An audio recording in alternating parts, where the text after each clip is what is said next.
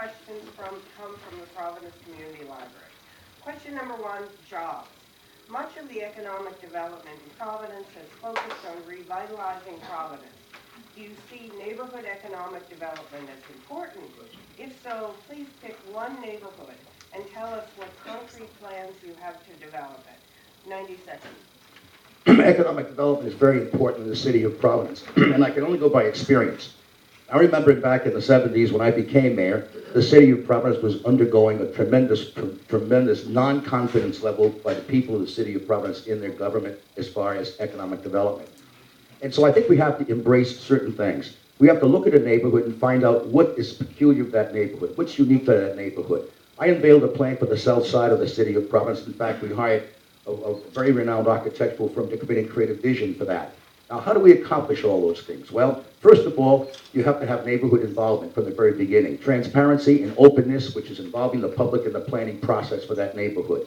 Secondly, we have to reinvigorate the Providence Economic Development Corporation that was so successful in the past, where small businesses could get loans. In addition to that, we have to develop the right skill sets. I found out the other day that our workforce solutions people don't even talk to the economic development people in our city. So if someone wants to get a loan to start a business, they don't even go to the people who need jobs.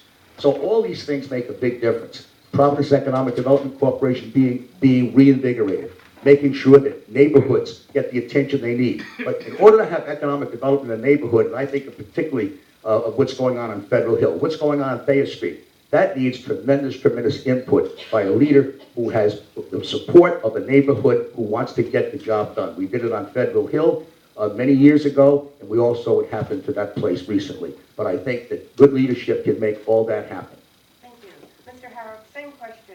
Please pick one neighborhood and tell us what concrete plans you have to develop it. Overall, of course, we need to bring down our tax rates, not just our personal tax rates, but tax rates for multifamily homes and certainly commercial tax rates, which in 2 of the last 3 years were at the highest rates in the nation. All the neighborhoods will benefit from that, and all businesses will benefit from that. If we were to focus at this point on one neighborhood and to do something that will be relatively inexpensive and could be done within the first few weeks of a new mayor's administration, that would be to completely replace the zoning and permitting boards as much as possible given teams in order to revitalize Federal Hill. At this point, people are beginning to avoid Federal Hill because of the fear of danger up there. There was a big mistake made by allowing $3 bars and the like up there instead of leaving it for fine dining and family dining. I have no problem with bars. They should be down where the music clubs are. They should be down in the downtown area, which would probably help the downtown area as well. But what you really need to do is really look at those neighborhoods and look what they need. And Federal Hill did not need $3 bars and that type of atmosphere up there.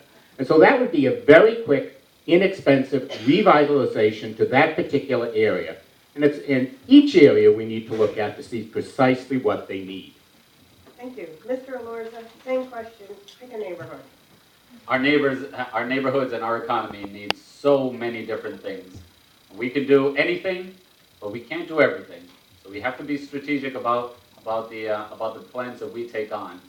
And specifically, one bane of existence for so many developers and would-be investors and small entrepreneurs throughout the city is the permitting process, and especially with the fire inspector's office.